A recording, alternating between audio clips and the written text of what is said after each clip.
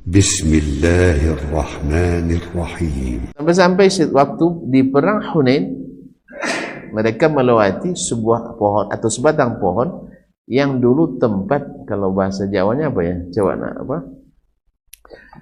Tempat untuk membuat pedang kita sakti, apa namanya? Tempat, tidak ada orang Jawa sini. Hah? Bukan pandai besi, masa pandai besi bawa pohon? Matilah. Apa istilahnya untuk kalau ada acara basuh keris kan, mencuci keris dengan air apa? Hah? Ruatan acaranya. Pokoknya kalau digantung pedang kita di situ jadi sakti, itulah istilahnya. Apa namanya? Hah? Bukan orang Jawa nampaknya. Sama. Nanya kepada orang yang bukan Jawa, sama aja dia sana. Bapak Roncu ya. Gitulah. Jadi sahabat melewati itu, minta ke Nabi SAW, karena mereka kan baru masuk Islam kan, baru Fathu Makkah.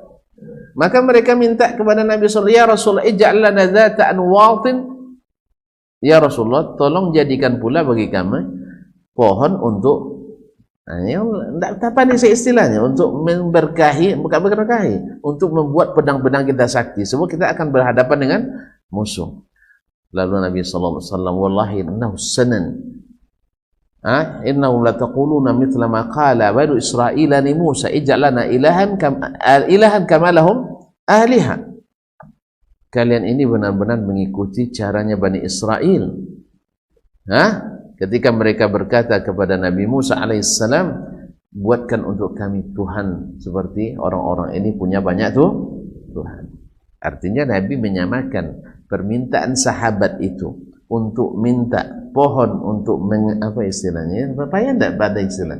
Untuk menyaktikan, membuat saktinya pedang-pedang dan senjata mereka, sama dengan permintaan orang-orang Yahudi dulu kepada Nabi Musa alaihissalam untuk dijadikan Tuhan-Tuhan seperti orang-orang Bani. Berarti syirik enggak? Syirik enggak? Membuat pohon sakti, syirik enggak? Ya syirik. Membuat kita kebal. Syiriknya. Itu berarti vaksinasi kebal virus syirik itu.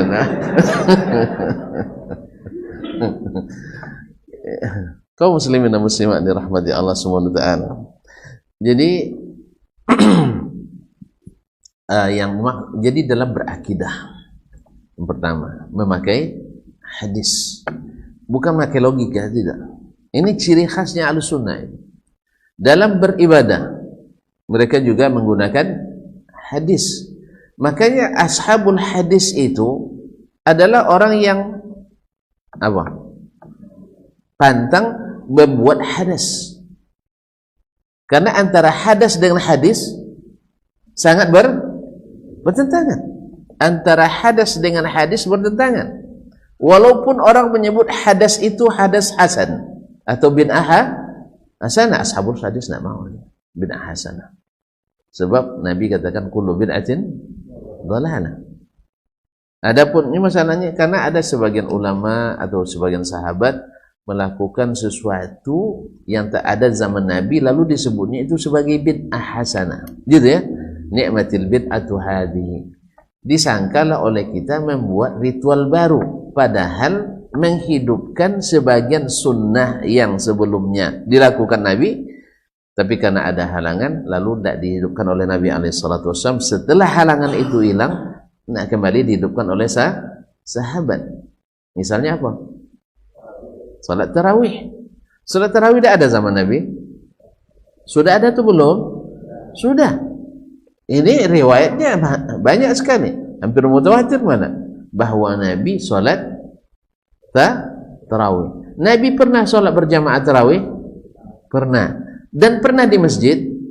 Pernah. Terus di mana datang bid'ahnya? Menghidupkan kembali sunnah Nabi SAW. Kenapa Nabi tidak teruskan? Karena takut difardukan, takut diwajibkan. Setelah Nabi meninggal, ada lagi wajib sunat? Tidak ada lagi perintah wajibnya.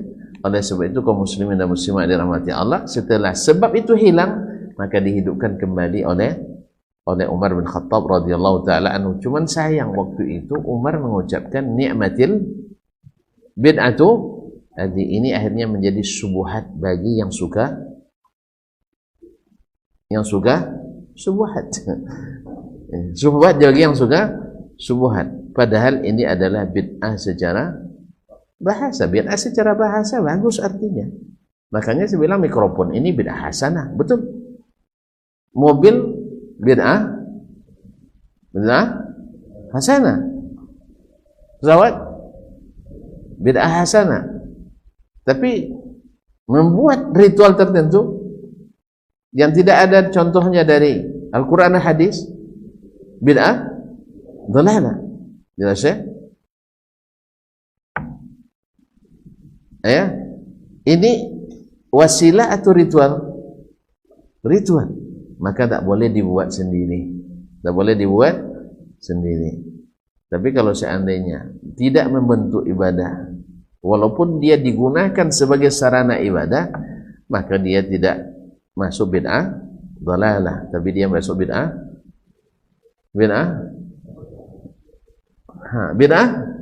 hasanah. Wajib agak wajib. Itu yang dimaksud oleh ulama yang membagi bid'ah itu kepada hasanah dan dhalalah. Ya, itu maksudnya. Atau seperti Al-Aziz bin Abdus Salam rahimahullah ta'ala, merupakan ulama besar mazhab Syafi'i, ketika bagi bid'ah jadi 5, dia contohkan semua contoh yang disebutkannya adalah bid'ah yang sifatnya wasilah, sarana. Misalnya membuat pondok pesantren. Ada zaman Nabi? Enggak. Dengan ada pondok berubah ilmu? Enggak berubah. Berubah ritual kita? Tidak berubah. Ini namanya bid'ah hasanah. Jadi kalau kita buat sekolah, ini ada dia misalnya, ini bid'ah apa namanya? Berarti tuntun ikut bagi bid'ah juga rupanya. Kalau itu maksudnya betul. Cuman di saat orang semakin lemah pemahamannya, apalagi diamalkan dulu sebelum dipelajari ilmunya, itu masalahnya. Diamalkan dulu. Ya kalau sudah seandainya dikerjakan, terpaksa dikeluarkan anggarannya, gitu ya. Mau tidak mau dicarikan mata anggarannya. Kalau tidak nanti banyak yang komplain. Jelas? Akhirnya diamal. Makanya disitulah pentingnya al-ilmu qabla al-qawli wal-amal. Berilmu dulu, baru diucapkan, baru didakwahkan, baru diamalkan. Jangan amalkan dulu. Kalau sudah terlanjur kan tidak boleh menjilat kembali ludah yang sudah boleh menjilat lidah lagi, menjilat ludah lagi? Ya tidak susah tuan-tuan, karena sudah mengandung mikroba di situ. Oleh sebab itu kaum muslimin berilmu dulu sebelum diamalkan. Kalau sudah diamalkan, itulah akhirnya terpaksa dicarikan dalilnya. Akhirnya merusak, akhirnya merubah metodologi yang seharusnya berilmu dulu, cari dalilnya dulu, baru diamalkan. Kita tidak. Makanya banyak fatwa-fatwa itu akhirnya berubah gara-gara masalah itu. Baiklah kaum muslimin dan muslimat dirahmati Allah Subhanahu wa taala.